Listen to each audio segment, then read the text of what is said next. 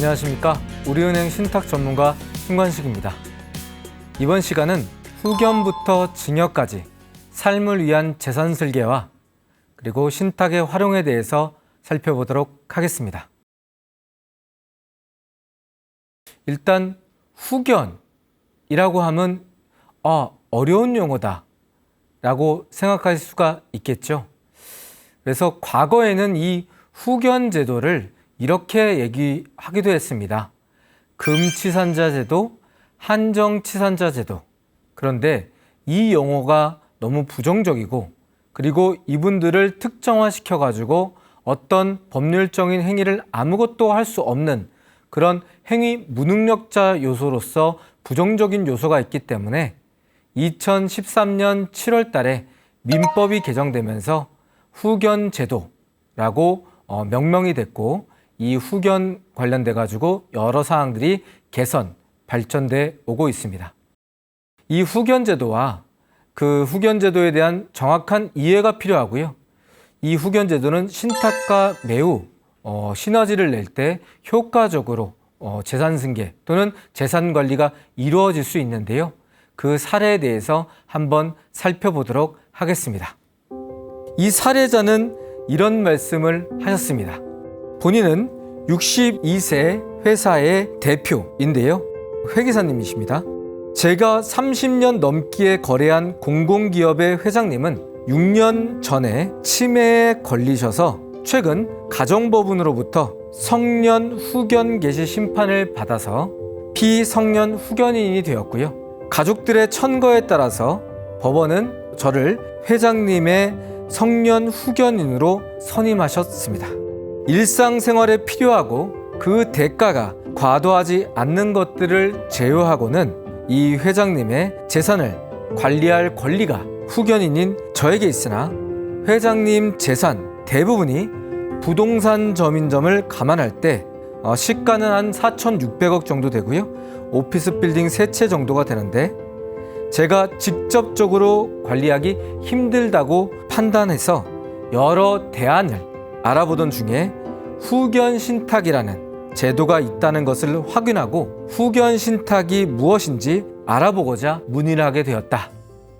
후견 제도는요, 질병, 노령, 장애와 고령화 대응을 위해서 도입된 제도로서 2013년 7월부터 시행된 제도입니다. 과거에는 금치산자, 한정치산자에 관련된 행위 무능력자라고 치부해버림에 따라서 그분들에 대한 어떤 법률적 행위 능력에 대해서 전면적으로 차단한 어떤 불합리적인 요소가 있었는데요. 이 제도가 실시됨으로써 피후견인에 대한 권리, 재산보호, 자기결정권을 존중하게 된 제도로서 시행되게 됩니다. 유형으로는 미성년자 후견, 성년자 후견, 임의 후견 이 세 가지가 있고요. 성년 후견은 치매, 정신질환 등 질병, 노령, 고령, 장애, 정신적 제약이 있는 성인을 대상으로 하게 됩니다. 그런데 현행 후견 제도에는 여러 가지 한계가 있습니다. 미성년자 관련 후견 같은 경우에는요, 미성년자는 성년이 되거나 혼인을 함으로써 성년으로 간주되지 않는 한 원칙적으로 부모의 친권에 따라야 합니다. 친권은 미성년 자녀의 보호와 부양을 위한 부모 모두의 권리인 동시에 의무입니다. 그런데 미성년자에게 친권자가 없거나 친권자가 있더라도 친권의 전부 또는 일부를 행사할 수 없는 경우에는요, 미성년자의 보호에 공백이 있을 수 있고 성년이 될 때까지 미성년자를 건강하고 보호하기, 양육하기 위해서 후견이 개시될 필요가 있습니다. 예를 들어서 친권이 없는 경우란 친권자가 사망한 경우, 친권자가 친권 상실 선고를 받은 경우 등의 상황을 말하는데요. 이때 후견이 개시될 필요가 있습니다. 또한 최근에 부모가 이혼하는 경우도 있죠. 그럴 경우에 미성년 자녀는 일방의 친권자가 보호, 양육하게 되는 경우가 있는데요. 일방의 친권자가 이혼한 이후에 미성년자인 자녀를 두고 일찍 사망하는 경우에는 바로 미성년 후견이 개시되는 것이 아니라 생존하고 있는 부 또는 모로부터 친권자 지정 청구가 없거나 그 청구가 기각될 때 미성년 후견이 개시되게 됩니다. 성년자 후견에 대해서 좀 살펴볼 필요가 있습니다. 성년 후견 제도는요, 피성년인의 잔존적인 정신적인 능력 상태를 그리고 자기 결정권을 존중하는 데 있습니다. 그래서 2008년도에 우리나라는 UN 장애인 권리 협약을 가입하게 되고요. 장애인의 법적 능력을 행사함에 있어서 타인과 차별하지 않고 장애인이라도 또는 후견을 받고 있는 사람이라도 법률 행위 능력에 대해서 이 잔존 능력이 있는 만큼은 꼭 활용할 수 있게 해줘라 라는 뜻으로 후견 제도가 진행되게 됩니다. 그래서 성년 후견 같은 경우에는 질병, 고령, 장애 등에 따라서 정신적인 제약이 있는 사람만 후견을 받게 되고요. 성년 후견 같은 경우에는 성년 후견과 한정 후견 그리고 특정 후견으로 나눠서 각 정신적인 잔존 능력 상태에 따라서 후견인의 전적인 도움과 권리 지원을 받아야 되는 부분 그리고 일부분만 권한과 권리를 후견으로부터 받아야 되는 부분 그리고 특정적인 사무 업무 처리만 후견인의 도움을 받아야 되는 부분 이런 부분으로 여러 가지로 나눠지게 되었습니다. 그리고 과거에는 없었던 임의 후견 제도가 있는데요. 임의 후견 제도는 본인이 후견을 받지 않을 상황에서 후견인과의 후견 계약을 설정하게 되고 향후에 본인이 치매나 또는 질병, 고령 등을 통해서 후견을 받게 되는 상황을 대비해서 설정하게 되고 이 설정은 공증을 통해서 설정하게 되는데 법원에서 후견 감독인이 선임될 때 효력이 발생되는 그런 부분으로 임의 후견 제도가 있습니다. 후견 제도에 대해서 전반적으로 살펴봤는데요. 현행 후견 제도는 여러 가지의 한계가 있습니다. 첫 번째는 후견 감독이기는 의무는 아니지만 임의적으로 설정하게 되는데 아무튼 후견 감독인은 후견인이 비위행위라든지 또는 재산 권리에 관련돼서 유용이라든지 착취라든지 또는 편취라든지 이런 부분을 감독하고자 선임하게 되는데 후견 감독인 같은 경우에는 이런 후견인들의 일정 사무들을 감독하게 됩니다. 그런데 우리나라 후견 감독인은 부족합니다. 실질적으로 후견인의 후견 사무에 대해서 실질적인 감시가 어렵습니다. 후견인의 비위행위 발생 시에 사후 개입 중심이기 때문에 후견 감독인의 이 감독 행위가 실효성이 낮은 경우가 꽤 많이 발생하게 됩니다. 그리고 그 피후견인의 재산이 낭비되거나 사적으로 유용된 사례들도 꽤 많이 존재하고 있습니다. 그래서 후견 감독인에 관련된 투명한 사전 설계와 예방 시스템이 필요한데요.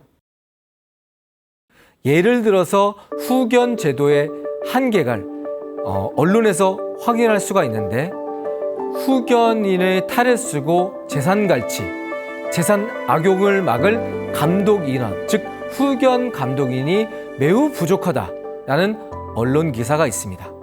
휴일, 공휴일 제외하고 이 후견 감독관이 하루에 본인이 맡고 있는 사건에 대해서 매일 한 건 이상씩 감독해야 되는 현행 후견 감독, 후견 제도의 한계가 있습니다. 그래서 이 후견인을 감독하고 피후견인의 재산의 편취, 유용, 그리고 악용 사례를 방지할 수 있는 부분이 바로 후견 신탁이라고 하는 것인데요. 이 후견 신탁은 이 앞서서 말씀드린 민법상의 후견 제도와 신탁을 결합한 사전 통제 방식의 재산 승계 방식입니다. 후견인이 여러 가지 후견인의 사물을 신탁사 또는 수탁자가 좀 덜어주기도 하고요.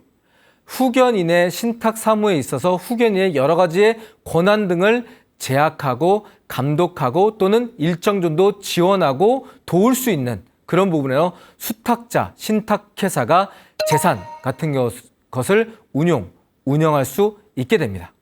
그리고 이 후견 신탁은 피후견인이 사망 전에 계약을 체결할 수도 있고 또는 법정 후견인 같은 경우에는 법원의 허가 또는 관리, 사무에 대한 대리에 관련된 권한 업무를 위임받은 후견인이 신탁 계약을 체결할 수도 있습니다.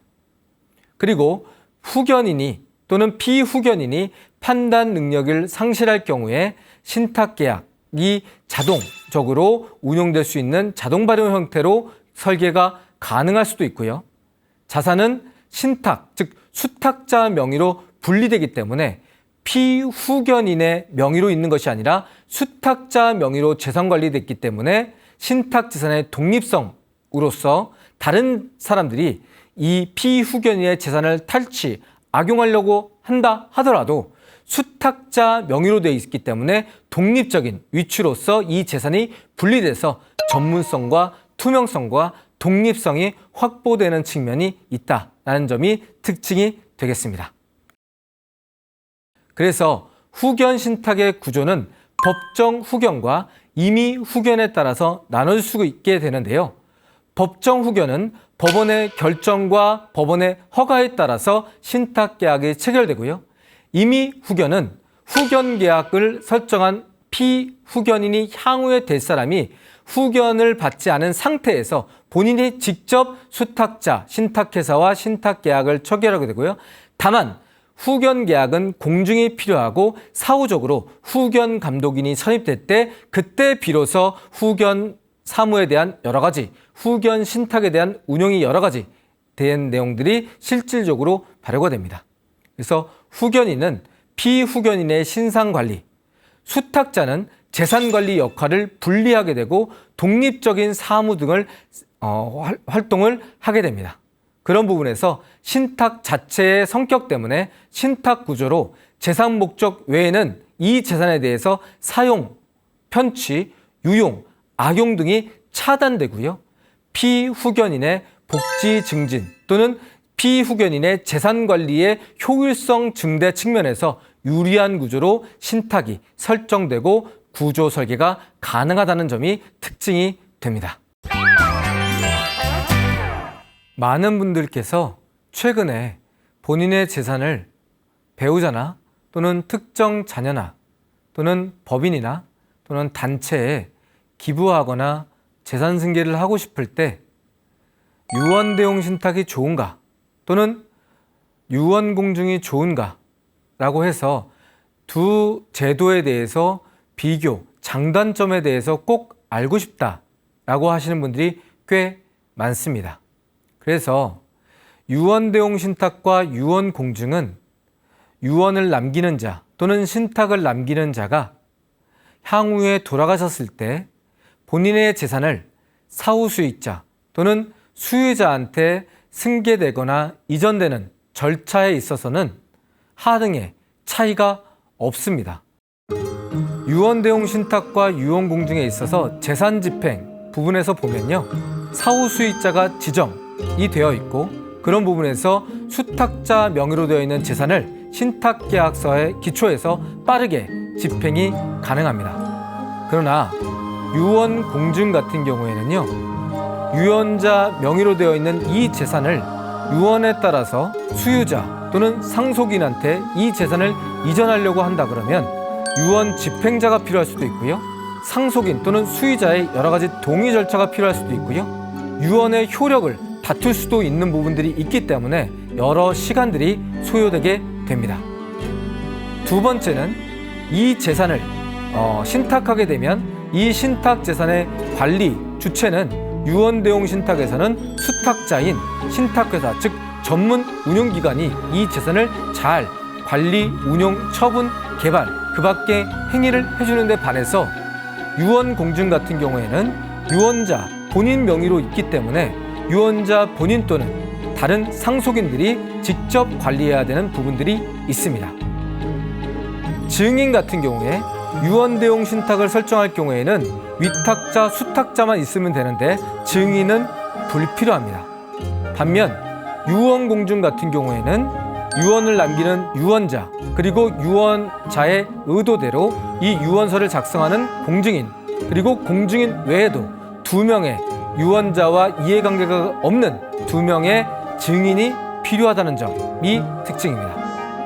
비용 같은 경우에는 유언대용 신탁은 대부분 신탁회사, 즉 상사신탁, 영리 목적으로 하는 신탁회사가 하기 때문에 수탁, 수수료, 그리고 비용 등이 지속적으로 발생하고요. 유언공증의 경우에도 재산가액에 비례해가지고 0.15% 정도의 비용이 발생하는데 최대 300만 원 정도의 고정수수료가 발생합니다. 유언대용 신탁 같은 경우에는요, 만약 신탁 재산이 금전 그리고 또는 금융재산으로 운용되고 있는 경우라면 계약서상 근거로 해서 위탁자가 사망하게 되면 수탁자가 이 예금 또는 금전 또는 금융 상품에 대해서 사후 수익자한테 현금 또는 금융상품 그대로 이전하는데 반면에 유언공증 같은 경우에는 금융기관에 이 재산이 유언자의 재산이 있다고 치더라도 유언서에 기초해서 지급되는 경우는 그리 많지 않고요. 대표 상속인 또는 수유자가 이 재산을 지급받는다 하더라도 금융기관은 관행에 따라서 상속인들 전원 동의를 받고 지급하는 경우가 대부분의 관행입니다. 그리고 위탁자 또는 유언자가 한번 신탁 또는 유언을 남겼을 경우를 가정해 보면 위탁자 같은 경우에는 재산에 대해서 재산을 변경할 수도 있고 수익자, 사후 수익자를 변경할 수도 있고 또는 재산을 받는 사후 수익자의 이 비율 자체인 경우를 변경할 수도 있는데 이 내용을 변경할 때 위탁자와 수탁자 간의 협의로 가능합니다. 그러나 유언공증 같은 경우에는 일부 내용을 변경하거나 재산을 일부 바꾸거나 또는 유언 자체를 철회하거나 이런 부분을 보면 일부 내용을 변경할 거나 전부 내용을 변경할 때 이 전번 변경 전 내용을 철회한 것으로 보기 때문에 이 유언공증을 재작성할 필요가 있다라는 사항이 특징이고요. 그러나 신탁 같은 경우에는 이 신탁 재산에 대해서 신탁회사가 이 재산을 수탁받을 때 여러 제한 사항들이 있습니다. 예를 들어서 전답, 과수원, 목장농지 같은 이 농지 같은 경우에는요, 신탁회사는 위탁자의 전답, 과수원, 목장농지 같은 경우에는 수탁받을 수가 없고요. 재개발, 재건축이 진행되는 물건 같은 경우에는 이 수탁자, 신탁 같은 경우에는 수탁이 제한되는 경우도 있고요. 부동산 같은 경우에 이 건물이 위반 건축물이라든지 이런 부분에서 되어 있다면 이 위반 건축 사항들을 제거해야 신탁회사가 또는 수탁자가 이 재산을 수탁받는 경우도 있습니다. 그리고 여러 가지 재산세라든지 국세가 미납되어 있는 경우라면 수탁자가 이 재산을 수탁받을 때 여러 가지 세금 납부에 대한 추징 부분 등이 있기 때문에 재산세 또는 여러 가지의 재산에 대한 세금들이 다 납부된 상태여야만 신탁회사, 수탁자가 이 재산을 수탁받는 경우도 있습니다. 그러나 유언공증은 돌아가실 때까지 유언자 명의로 있기 때문에 어떠한 재산이든 가능하고요. 신탁에서 받을 수 없는 재산도 유언자 스스로가 유언을 남겨놓는 거기 때문에 이 유언을 남겨놓는 재산에 대해서는 어떠한 제한도 없는 부분이 있다라는 점이 특징이 되겠습니다. 유언대용 신탁 또는 유언이라고 하면 사람들이 이런 생각을 합니다. 부자들의 전유물 아니야? 라고 생각하는 선입견을 갖고 계신 분들이 계십니다. 그런데 유언대용 신탁이 꼭 부자들만의 전유물은 아니다 라는 말씀을 드리면서 사례를 말씀드리도록 하겠습니다. 우리나라 상속세를 계산할 때 돌아가신 분 기준으로 재산가액이 결정되고 돌아가신 분의 총 유산에 대해서 장례비 그리고 채무, 공과금 이런 것들을 빼줍니다. 그러면 상속세 과세가액이라는 게 나오고요. 거기서 여러 가지의 금액들을 빼주게 되는데 그 빼주는 금액, 즉 상속세를 절감시킬 수 있는 항목들을 바로 상속공제라고 하는데요. 그 중에서 여러 가지 상속공제가 있죠. 가업상속공제, 배우자상속공제, 동거주택상속공제가 있는데 대표적으로 동거주택상속공제를 한번 알아보도록 하겠습니다. 동거주택상속공제라고 하면요. 피상속인 돌아가신 망자와 사망일 기준으로 10년 이상 계속 동거한 상속인 중 직계 비속, 배우자는 안 됩니다. 자녀가 되겠죠. 이 자녀가 피상속인 돌아가신 부모님의 주택을 상속받을 때 주택가액이 최대 6억 원이 넘어간다면 6억 원까지 이 가액을 공제받을 수 있는 제도가 바로 동거주택 상속공제입니다. 예를 들어서 어머님과 아들이 함께 어머님이 돌아가실 때까지 10년 동안 주민등록등본상 같이 그리고 실질적으로도 같이 거주하고 생활하셨어요. 10년 동안. 그런데 어머님이 1세대 1주택자셨어요.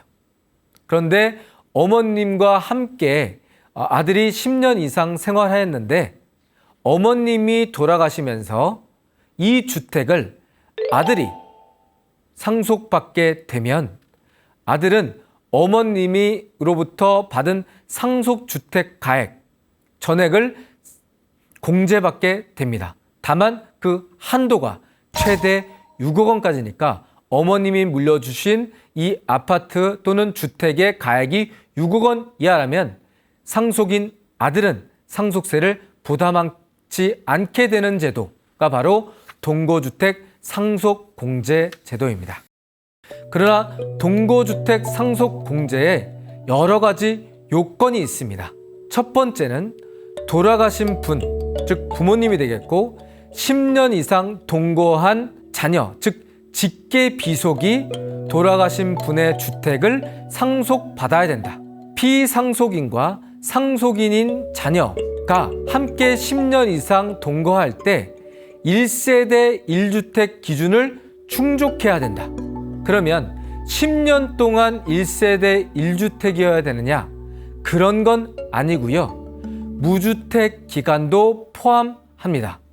예를 들어서 돌아가신 부모님과 상속인인 아들, 딸이 10년 동안 같이 살긴 했는데 함께 산 기간 중에 8년 동안은 전월세를 사신 경우도 있고 그런 다음에 1세대 1주택을 이룬 기간이 8년을 넘어서 3년 또는 4년 동안 해서 무주택인 기간 8년, 1세대 1주택인 기간 4년 했을 때 이 무주택인 기간도 1세대 1주택 기간으로 포함하기 때문에 10년 이상을 충족하는 그런 부분에서 1세대 1주택 기준을 10년 이상 충족해야 되는데 무주택 기간도 포함된다. 그러나 10년 이상 계속해서 실질적 그리고 주민등록등본상 세대주와 세대원을 이루면서 살고 있었어야 된다라는 뜻입니다. 그리고 피상속인이 돌아가셨을 때 상속 당시에 상속인은 무주택자이거나 또는 1주택, 이 1주택은 상속주택, 즉 부모님, 피상속인이 물려받는 주택의 지분권자라고 될 수 있겠죠. 이럴 수도 있죠. 1주택 보유한 사람도 받을 수 있어? 이때 1주택은 피상속인, 돌아가신 분의 주택에서 지분권자인 경우에 하나입니다. 예를 들어서 부모님과 10년 이상 같이 살고 있으면서 부모님의 주택을 물려받는데요. 무주택자이면서 물려받으면 동거주택 상속권자 바로 되죠.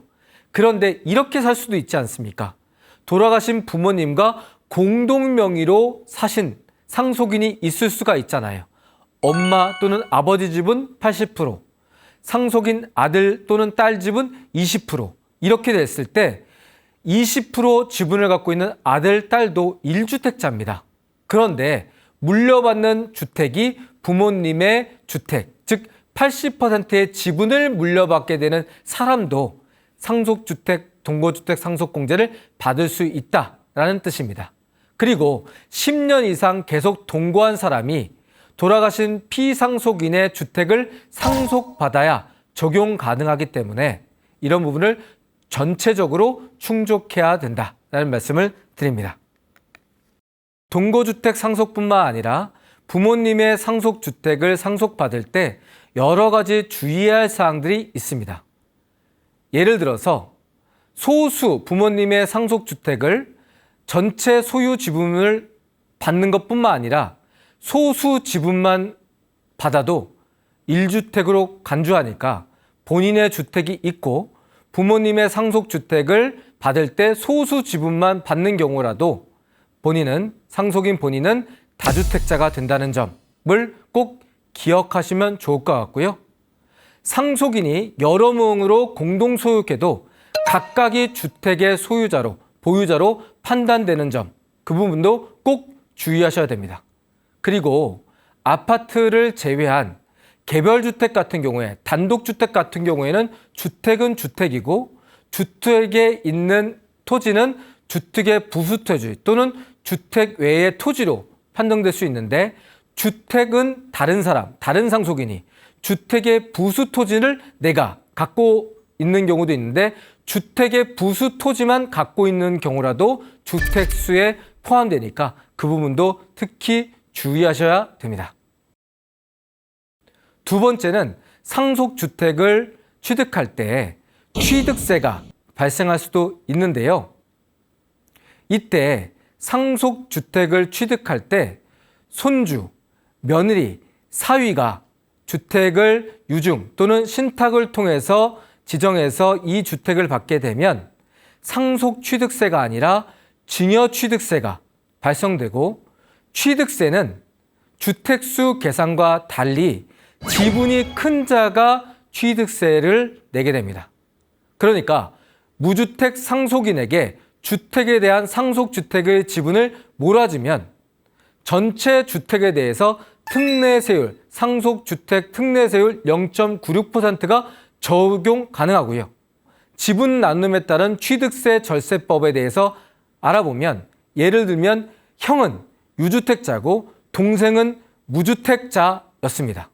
그런데 부모님의 상속주택을 형과 동생이 50% 균등하게 받게 되면 지분이 동일하기 때문에 그 다음 순서는 동거를 했느냐, 동거도 같이 하지 않았다면 그러면 연장자 수준으로 가고 형이 1주택자라면 특례세율 0.96%가 적용받지 못하고 일반적인 3.16%의 취득세를 부담하게 됩니다. 그런데 예를 들어 형은 부모님의 상속주택의 지분을 49%, 유주택자인 형이 49% 가져가고 무주택자인 동생이 51%를 가져가게 되면 지분이 높은 자가 취득세를 부담하게 되고 지분이 높은 동생이 무주택자로서 1주택의 특례를 적용받을 수 있기 때문에 동생이 지분이 조금 더 높은다 하면 무주택자 상속주택의 특례를 적용받아 0.96%의 상속취득세를 부담할 수 있게 됩니다.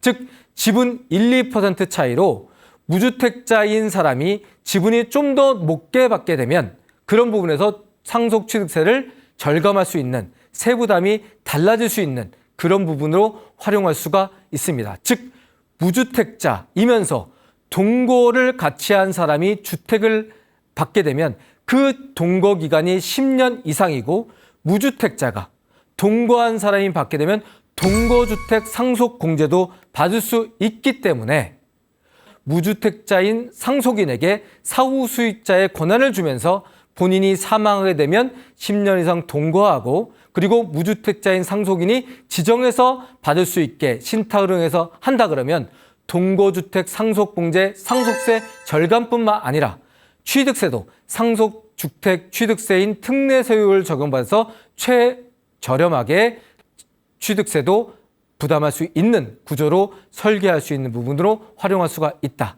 그래서 아무런 의사표시를 하지 않고 돌아가시게 돼서 물려줄 경우에는 동거주택 상속공제와 상속취득세 절감을 온전하게 할 수 없는 데 반해서 신탁을, 유언대용 신탁을 하게 되면 무주택자 상속인을 사후수익자로 지정해서 10년 이상 같이 산 사람을 사후수익자로 지정해서 동거주택 상속공제 및 취득세에 대해서 지정해서 물려줌에 따라서 절감할 수 있는, 세금을 절감할 수 있는 측면으로 꼭 활용하시면 좋을 것 같다. 이런 부분에 보면 1세대 1주택자가 무주택자인 자녀에게 재산을 승계하면서 신탁할 수 있는 그런 부분에서도 상속공제라든지 취득세를 절감할 수 있는 부분은 보통 사람, VIP 또는 재산이 많지 않은 사람도 신탁을 활용해서도 절세할 수 있는 측면으로 활용할 수 있기 때문에 유언대용 신탁은 꼭 부자들만의 전유물이 아니라는 점 꼭 기억하시면 좋을 것 같습니다. 이번에는 부담부 증여와 신탁의 활용에 대해서 살펴보도록 하겠습니다. 부담부 증여라는 것은요, 재산을 증여할 때 이 재산의 플러스적인 요소뿐만 아니라 채무, 세금과 대출 등을 함께 이전하는 방식입니다. 순수 자산, 즉 어떤 재산에서 채무, 대출이라든지 공과금을 제외한 나머지 재산만 증여세를 부과하게 되고요. 이 채무 같은 경우에는 양도로 보는 부분이 있습니다. 그래서 증여자는 양도세 납부 대상이 되고요.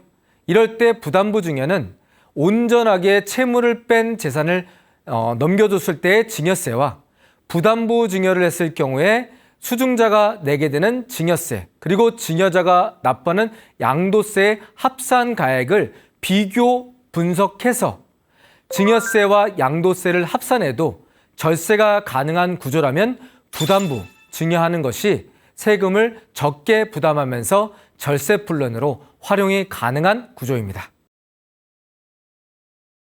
예를 들어서 세법상 부담부 증여 조건이 있습니다. 이 물려줄 때 부동산의 시가가 8억 원이었고 이 8억 원에 대한 이 부동산에는 대출이 4억 원 정도 껴 있었습니다. 이 물려줄 당시에는 8억 원이었지만 증여자가 이 부동산을 취득할 당시의 취득가액은 2억 원이었고요. 이 증여할 사람은 이 부동산을 15년간 보유했다고 가정해 보겠습니다. 이랬을 때 이 재산을 8억 원짜리의 부동산을 채무 없이, 채무는 증여자가 그대로 부담을 안은 채로, 감은 채로 재산만 채무 없이 물려줄 경우에, 단순하게 물려줄 경우에는 8억 원에 대해서 증여세가 나오는데 약 1억 6천만 원 정도의 증여세가 나옵니다. 그런데 8억 원짜리의 부동산을 대출과 함께 수증자한테 대출을 부담시키면서 물려줄 경우에는요, 수증자는 8억 원 관련돼서 4억 원 대출을 뺀 순수 4억 원에 대해서만 증여세를 부담하게 됩니다. 그래서 수증자는 5,800만 원 정도의 증여세를 부담하게 되고요. 4억 원은 대출을 넘겼기 때문에 증여자는 4억 원이라는 빚을 안 갚아도 되니까 이를 양도한 것으로 봅니다. 그래서 증여자는 양도소득세를 부담하게 되는데 증여자는 양도소득세 약 5억 5,900만 원 정도의 세금을 부담하게 됩니다. 즉 부담부 증여했을 때 5,800만 원과 5,900만 원을 합산해 보면 약 1억 2,300만 원 정도의 세금이 발생하는데 단순히 증여했을 때보다 부담부 증여했을 때 약 3,600만 원 정도의 세금 절세가 가능하기 때문에 세법상 부담부 증여를 활용하시는 것이 좋을 것 같다라는 말씀을 드립니다. 그런데 민법상 부담부 증여가 있습니다. 민법상 부담부 증여라는 것은요, 우리 흔히 신탁 또는 언론상의 용어로 효도계약이라고 합니다. 재산을 증여할 때 어떤 채무라든지 대출이라든지 이런 걸 같이 넘기지 않고 이 재산을 증여하게 되면 내가 일정 시간 뒤에 증여자가 아프거나 일정 나이가 되면 용돈이라든지 부양료라든지 또는 여러 가지 이제 간병비라든지 의료비를 부담시키는 조건으로 증여계약서를 쓰게 되고 이 계약을 이행하지 않을 때 그 증여재산을 회수 또는 해지할 수 있는 거를 바로 민법상 부담부 증여라고 합니다. 즉 재산을 물려줄 때 증여자가 수증자와 증여계약을 할 때 이렇게 쓰는 거죠. 예를 들어서 재산을 물려주지만 내가 일정 70세가 됐을 경우에는 나한테 용돈을 얼마씩 줘라. 내가 70세 이상에 대해서 어떤 병원에 갈 때 병원비라든지 의료비는 재산을 물려받은 수증자 너가 일정 부분 부담해라.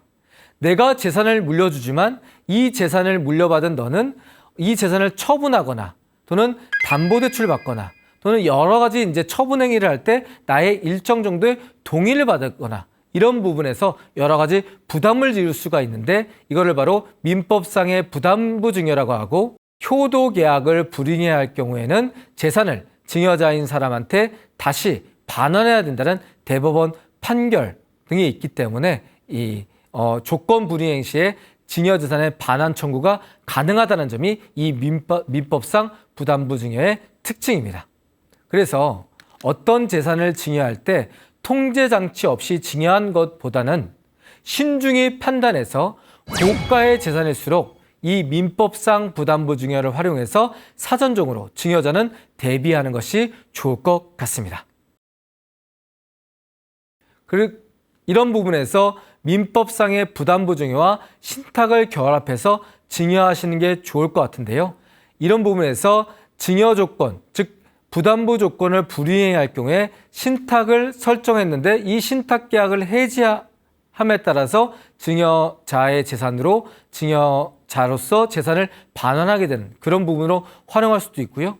수증자는 신탁 계약에 동의해야 하지만 신탁회사의 동의, 즉 증여자의 동의까지 얻어야지만 신탁 재산을 처분하는 이런 부분에서 여러 가지 이제 증여받은 재산에 대해서 관리, 감독, 통제 기능으로서 부담부 증여뿐만 아니라 수탁자, 신탁 계약을 통해서 이런 절차 등을 신탁 계약에 녹인 다음 이런 동의를 거쳐서 처분하거나 양도하거나 대출을 받을 수 있는 이런 조건으로 민법상의 부담부 증여와 신탁 계약을 결합하면 좀 더 통제나 관리형 목적으로 활용할 수가 있다라는 점에서 이 부담부, 민법상 부담부 증여와 신탁 계약을 활용하면 증여자의 통제 목적의 어떤 의도 또는 일정 부분의 재산 관리 목적의 의도를 활용하면서도 절세도 할 수 있는 동시에 활용할 수 있는 전략이 된다라는 점까지 말씀드릴 수가 있겠습니다. 이상으로 여러 가지 재산 승계를 할 때 신탁 활용 방안과 전략에 대해서 살펴보았습니다. 이번 시간은 이것으로 마무리 짓겠습니다. 감사합니다.